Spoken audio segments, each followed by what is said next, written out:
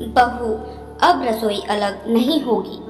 आज तो हम लोग शाम की चाय मालिनी बहन के ही घर ही पिएंगे। ये तो कभी नहीं बुलाती तो हमें ही जाकर धावा बोलना होगा। क्या कहती हो बहनों? मंदिर पर भजन कीर्तन के बाद वृद्ध महिला मंडली की एक सदस्य ने कहा तो सभी ने उनका समर्थन किया। हाँ भाई, आज तो हम मालिनी बहन की बहू के हाथ की चाय पीकर ही मानेंगे। एक ने कहा सबके घर तो जा चुके हैं, बस एक मालिनी बहन ही बची है। दूसरी बोली हाँ, दरअसल आप लोगों को तो पता है ना, इस मोहल्ले में आए हुए हम लोगों को अभी ज़्यादा दिन नहीं हुए, तो सब कुछ सेट करके मैं आप लोगों को बुलाना चाहती थी। पर क्या हम कल का प्रोग्राम रखें? मैं कुछ नाश्ते में वगैरह का भी प्रबंध करके रखूंगी। सबकी मांग को देखते हुए माली जी ने थोड़ा हिचकते हुए प्रस्ताव रखा। नहीं नहीं, हमें नाश्ता वास्ता नहीं करना, हमें तो आज की आपके घर चलना है। एक ने कहा तो सबने हाँ हाँ करके सहमति जताई। मालिनी के चेहरे पर आई हल्की उदासी उसकी सबसे खास दोस्त मनोरमा से नहीं छिपी, तो उसने ही आगे आते हुए कहा बहनों, पर मैंने जो घर पर इंतजाम कर रखा है वो तो बेकार हो जाएगा ना। एक दिन से क्या होता है, आज सब लोग मेरे घर चलो, कल मालिनी जी के घर चलेंगे। और क्या थोड़ा इधर उधर करके सब मनोरमा के घर चलने को राजी हो गई। दरअसल हर शाम को मोहल्ले की सारी वृद्धाएं इकट्ठी होकर पहले पार्क में योग करती थी, फिर मंदिर जाकर भजन कीर्तन, और रोज तो नहीं पर 2-4 दिन में एक दिन किसी एक सखी के घर योग और भजन कीर्तन के बाद सबकी चाय चलती थी। उसी संदर्भ में सब बातें कर रही थी और मालिनी को कह रही थी।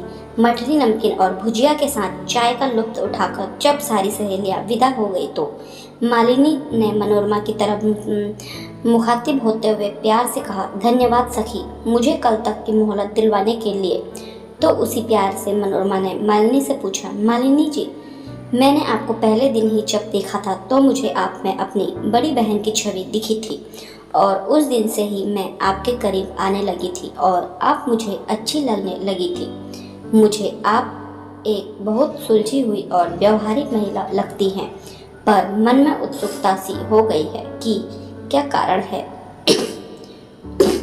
जो आप सहेलियों को कल बुलाने के लिए तैयार हैं पर आज नहीं देखी। नहीं बताने वाला कोई व्यक्तिगत कारण हो तो मत बताइएगा, कोई दबाव नहीं है। जब आपने मुझे अपनी बड़ी बहन माना है मनोरमा जी, तो मैं भी आप पर भरोसा कर सकती हूँ।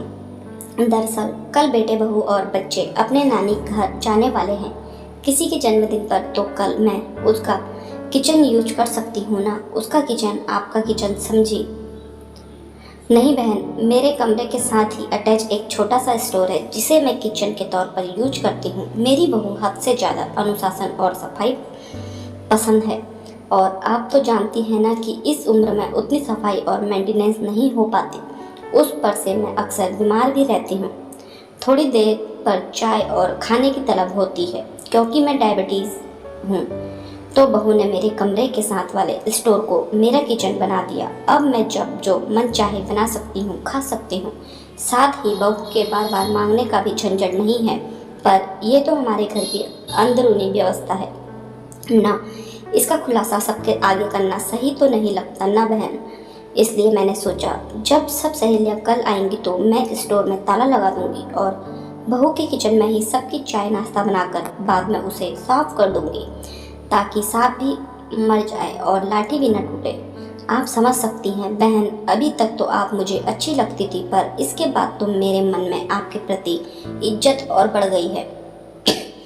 किसके घर में इस तरह की बातें नहीं होती, पर तुरंत ही लोग ढिंढोरा पीटने लगते हैं। पर आप जिस तरह अपनी और अपनी बहू की इज्जत बचाकर चल रही है वो काबिले तारीफ। मनोरमा बहन, जिंदगी का दूसरा नाम ही समझौता है। जहाँ समझौता नहीं होता वहाँ सिर्फ तनाव और कष्ट। ये जितनी जल्दी समझ ले वही अच्छा। बात हम माननी थोड़ी देर में विदा हो गई तो मनोरमा सोचने लगी कि अक्सर सास से ये सोचकर समझौता नहीं करती कि वो क्यों करे, बहू करेगी। पर अगर सास भी अपने बर्ताव में मालिनी की तरह ढीलापन रखे तो विवाद ही ना हो। बेचारी बीमार होने के बाद भी अपनी जिम्मेदारी खुद उठा रही है। ताकि घर की सुख शांति बनी रहे। मनोरमा की खुद 2 बहुएं हैं। एक तो पास के ही शहर में रहती है, अक्सर छुट्टियों में आ जाती है और चली जाती है। छोटी बहू के शादी हुए अभी ज़्यादा दिन नहीं हुए, वो दूर शहर में रहती है। 2-3 बार ही आना हुआ है उसका अभी तक। पर पहले जब वो आती थी तो जो हुआ था वो मनोरमा के दिमाग में घूमने लगा। आज मम्मी जी खाना खा लीजिए ना, टेबल पर लगा दिया है। ये क्या बहू, हर चीज़ में प्याज और लहसुन आप नहीं खाती क्या? मम्मी जी प्याज लहसुन खाती हूँ, परहेज नहीं है, इतना भी नहीं खाती कि हर चीज़ में डली हो। कोई नहीं मम्मी जी, मैं अगली बार से ध्यान रखूंगी कि कम डालूं। पर बहू का हाथ दाल सब्जी में प्याज लहसुन डालकर ही बनाने में सदा था। कितना भी कम डालती मनोरमा जी को ज़्यादा ही लगता। असल में पहले मनोरमा जी की भी बहुत प्याज लहसुन का उपयोग करती थी, पर बड़ी बहू प्याज लहसुन बिल्कुल लेती ही नहीं थी। तो उसके आने जाने और उसके हाथ का खाना बाना खाते खाते मनोरमा जी भी नाम मात्र ही उपयोग करती थी। वो उन्हें पसंद नहीं आता था। छोटी बहू के हाथ का लहसुन प्याज डला वो खाना, बहू मुझे आज दूध और ब्रेड दे देना। किचन की तरफ जाने से मुझे लहसुन की तेज बास आ रही थी। मुझसे सब्जी नहीं खाई जाएगी, एक दिन मनोरमा ने बहू को कहा। अगले दिन से मनोरमा ने देखा छोटी बहू ने किचन से सारा प्याज लहसुन ही बाहर निकाल कर रख दिया और बिना उसके ही खाना बनाने लगी। फिर अगली बार और उसके अगली बार भी यही हुआ, बिना लहसुन प्याज के ही खाना बनने लगा। पर छोटी बहू को आदत थी प्याज लहसुन डालकर सब्जी दाल बनाने की, तो बिना उनके जो खाना वो बनाती वो उसके तो अंदर जाने में तकलीफ होती थी। मनोरमा जी और अन्य लोगों को भी उतनी पसंद नहीं आती। सब पेट तो भर लेते पर दिल से नहीं खा पाते थे। तो उस बार एक दिन बहू को बुलाकर मनोरमा जी ने कहा, बहू देखो, ऐसा खाना ना तुमने खाया जा रहा है, ना हमारे हलक से उतर रहा है। तो मैं क्या सोच रही थी, ऊपर वाले माले पर जो किचन है ना, वो अरेंज करवा दूंगी। अगली बार जब तुम आओगी तुम अपने पसंद का और बाकी सब लोगों के लिए भी ऊपर ही बना देना। नीचे अपने के पेट का इंतजाम तो मैं कर लूँगी। नहीं मम्मी जी, ये सब अच्छा नहीं लगता। देखिए मैं सीख रही हूँ ना, अगली बार जब आऊँगी तब अच्छे से सीख कर आऊँगी और किसी को शिकायत का मौका नहीं दूँगी। आप किचन अलग करने की बात ना करें, मुझे तो यही ठीक लग रहा है। वैसे भी 2-2 किचन हैं तो काम भी आ जाएंगे। मैंने तो तय कर लिया है। तब बहू ने कुछ नहीं कहा था, पर वो अगली बार फिर आया ही नहीं। 6 महीने होने को आए थे। बेटा कह रहा था कि बहू उसके पास बोल रही थी कि किचन अलग करने की वजह से जगह। मम्मी जी अगर ये कहती कि हम दोनों मिलकर खाना बना लेंगे और 2-4 बार मुझे बनाते दे, तुम खुद सीख जाओगी और बनाने लगोगी तो उसे ये ज़्यादा अच्छा लगता। खैर उसके बाद तो वो ससुराल यानी मनोरमा जी के पास आने से भी छिटकने लगी थी। पहले 2-3 दिन पर एक बार फ़ोन जरूर करती थी। अब तो कभी कभी बेटे से बात करते समय फ़ोन लेकर हाल समाचार पूछ लेती है। बस अब मनोरमा जी ठहरी सास तो भला कैसे झुक जाती या बहू को मनाती। पर सच कहते हैं लोग, जिसके पास जो होता है वो उससे संतुष्ट नहीं रहता। मालिनी जी बहू के साथ मिलकर खाना बनाना चाहती है, एक किचन रखना चाहती है, तो वो तैयार नहीं। कितना दर्द झलक रहा था मालिनी के चेहरे से।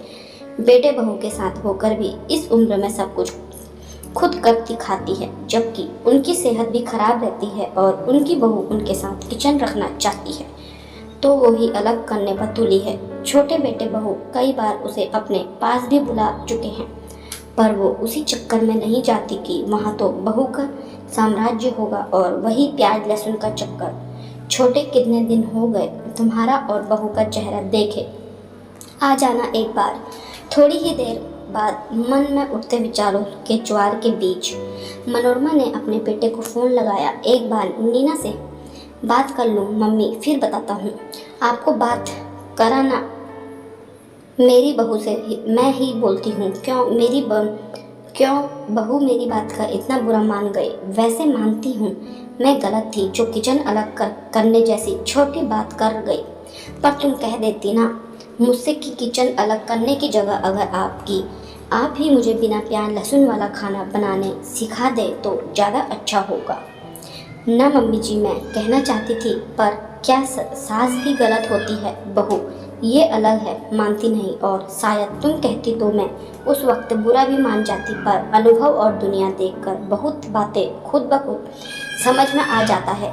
अब रसोई अलग नहीं होगी बहू, हम जल्दी ही आएंगे मम्मी जी, और फिर आपको भी साथ लाएंगे यहाँ, ताकि मेरी प्रशिक्षण अच्छे से पूरी हो जाए। कहकर बहू खिलखिला उठी तो मनोरमा जी को भी मन में संतोष हो आया कि बिगड़ने से पहले बात संभल गई। आपकी क्या राय है कमेंट करके कमेंट बॉक्स में ज़रूर बताएं, और हमारे चैनल पर नए हैं तो चैनल को लाइक शेयर सब्सक्राइब करना ना भूलें। धन्यवाद।